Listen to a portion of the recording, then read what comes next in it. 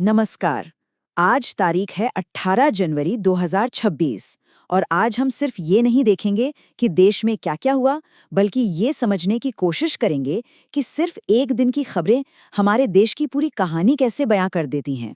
तो सवाल यही उठता है कि क्या सिर्फ एक दिन की घटनाओं से किसी देश की असली नब्ज, उसका असली मिजाज पकड़ा जा सकता है? क्या ये जो अलग-अलग बिखरी हुई सी कहानियां हैं, ये मिलकर कोई एक बड़ी मतलब की तस्वीर बनाती हैं? चलिए, आज पता लगाते हैं। तो आज का हमारा सफर कुछ ऐसा रहेगा। सबसे पहले हम बात करेंगे आस्था और परंपरा की। फिर देखेंगे कि विकास की रफ्तार और रोज की जो चुनौतियां हैं वो कैसे साथ साथ चलती हैं। इसके बाद देश के लिए कुछ गौरव के पल भी हैं, उन्हें भी देखेंगे। और हाँ, दुनिया हमें किस नज़र से देख रही है, इस पर भी एक नज़र डालेंगे। और आखिर में एक खास सोच के साथ आज की बात खत्म करेंगे। तो चलिए शुरू करते हैं। तो सबसे पहले बात करते हैं आस्था और परंपरा की। देखिए, भारत में आस्था ना सिर्फ पूजा पाठ तक सीमित नहीं है। ये हमारे समाज का, हमारी पब्लिक लाइफ का एक बहुत बड़ा, एक अटूट हिस्सा है। और आज का दिन तो इसका एक जीता जागता सबूत है। जरा इस आंकड़े पर गौर कीजिए। 3 करोड़, जी हाँ, 3 करोड़। ये कोई छोटा मोटा नंबर नहीं है। ये उन लोगों की अनुमानित संख्या है जो आज सिर्फ एक जगह आस्था की एक डुबकी लगाने के लिए इकट्ठा हुए हैं। कमाल है ना? तो हो क्या रहा है? एक तरफ तो प्रयागराज में मौनी अमावस्या का मौका है, जहां 3 करोड़ से भी ज्यादा लोग शाही स्नान के लिए पहुंचे हैं। आप सोचिए, आस्था का कैसा सैलाब होगा ये। और वहीं दूसरी तरफ चार धाम यात्रा को लेकर एक नया नियम आया है। अब मंदिरों के अंदर उसकी पवित्रता बनाए रखने के लिए मोबाइल फोन और कैमरे ले जाने पर पाबंदी लगा दी गई है। मतलब एक तरफ आस्था का विराट प्रदर्शन है, तो दूसरी तरफ उसे सहेजने की कोशिश। अच्छा, अब आस्था से आगे बढ़ते हैं और एक बिल्कुल अलग पहलू पर आते हैं, विकास और रोज की चुनौतियां। ये आप कह सकते हैं आज के भारत की सबसे बड़ी सच्चाई है।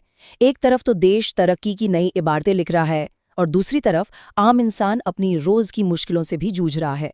ये स्लाइड इस दोहरी हकीकत को ना बहुत अच्छे से दिखाती है। देखिए, एक तरफ क्या हो रहा है। मुंबई में एक नया 30 मंजिला बिहार भवन बनाने को मंजूरी मिल गई है। 314 करोड़ का प्रोजेक्ट है। प्रधानमंत्री काजीरंगा में एक एलिवेटेड कॉरिडोर की नींव रखने वाले हैं। ये सब तरक्की की बातें हैं। लेकिन दूसरी तरफ क्या है? पूरा उत्तर भारत घने कोहरे की चपेट में है, ट्रेनें लेट हैं, लोगों को परेशानी हो रही है। और दिल्ली की हवा तो इतनी जहरीली हो चुकी है कि GRAP 4 जैसे कड़े प्रतिबंध लगाने पड़े हैं। मतलब एक ही दिन में दो अलग अलग भारत। हाँ, तो ये GRAP 4 सुनने में थोड़ा टेक्निकल लगता है ना, पर ये है क्या? इसका पूरा नाम है ग्रेडेड रिस्पॉन्स एक्शन प्लान। और इसका चौथा स्टेज, मतलब स्टेज 4, सबसे सीरियस होता है। ये तब लागू किया जाता है जब दिल्ली NCR की हवा गंभीर प्लस कैटेगरी में पहुंच जाए। आसान भाषा में कहें तो जब हवा में सांस लेना सेहत के लिए बेहद खतरनाक हो जाता है। ये एक तरह की पब्लिक हेल्थ इमरजेंसी की घोषणा है। और जब ये GRAP 4 लागू होता है तो उसका असर सीधे सीधे आम जिंदगी पर पड़ता है। क्या होता है? दिल्ली में ट्रकों की एंट्री बंद कर दी जाती है, स्कूलों को ऑनलाइन और ऑफलाइन मतलब हाइब्रिड मोड में क्लास लेने को कहा जाता है, और जितने भी गैर जरूरी कंस्ट्रक्शन के काम हैं उन सब पर रोक लग जाती है। ये सब कदम हवा को थोड़ा साफ करने के लिए उठाए जाते हैं।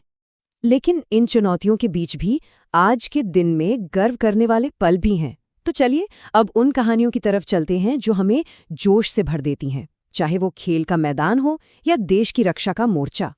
और शुरुआत करते हैं क्रिकेट से। ICC men's under 19 world cup में हमारी यंग ब्रिगेड ने कमाल कर दिया है। एक जबरदस्त रोमांचक मैच में बांग्लादेश को हरा दिया, और ये इस टूर्नामेंट में टीम इंडिया की लगातार दूसरी जीत है। बहुत बढ़िया। खेल के मैदान से अब सीधा चलते हैं कर्तव्य पथ की ओर। यहाँ गणतंत्र दिवस परेड की तैयारियां जोरों पर हैं, और इस बार की परेड बहुत खास होने वाली है। इसमें हमारी सेना अपने हाईटेक हथियारों और ताकत का प्रदर्शन करेगी, और पूरी दुनिया इसे देखेगी। ये सिर्फ एक परेड नहीं, बल्कि दुनिया को भारत की बढ़ती ताकत का एक संदेश भी है। तो देश में तो ये सब चल रहा था, पर इसी दिन दुनिया के एक दूसरे कोने में क्या हो रहा था, चलिए एक छोटी सी नजर उस पर भी डाल लेते हैं।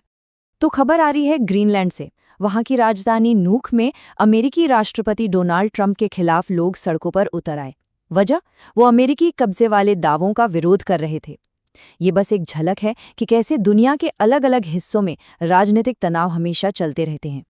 तो दिन भर की इन सब खबरों के बाद चलिए अब आखिर में एक पल रुककर आज के दिन के सार को समझने की कोशिश करते हैं एक विचार के साथ। आज का विचार है, आज रविवार और मौनी अमावस्या का पावन दिन आध्यात्मिक दृष्टि से संयम और आत्मचिंतन के लिए महत्वपूर्ण माना जाता है। ये बात हमें वापस वहीं ले जाती है जहां से हमने शुरू किया था, आस्था पर, और याद दिलाती है कि इस भाग दौड़ के बीच थोड़ा रुकना, थोड़ा सोचना कितना जरूरी है। ठीक वैसे ही जैसे करोड़ों लोग आज प्रयागराज के संगम तट पर कर रहे थे। तो आखिर में सवाल यही है, एक तरफ करोड़ों लोगों की आस्था, दूसरी तरफ विकास की तेज रफ्तार, साथ में कोहरे और प्रदूषण जैसी चुनौतियां, और फिर क्रिकेट में जीत और सेना का शौर्य। जब इन सारी अलग अलग तस्वीरों को एक साथ जोड़कर देखते हैं तो हमारे आज की, हमारे वर्तमान की कौन सी तस्वीर उभरती है? शायद एक ऐसे देश की जो एक ही वक्त में कई सदियों को, कई सच्चाइयों को एक साथ जी रहा है। सोचने वाली बात है ना?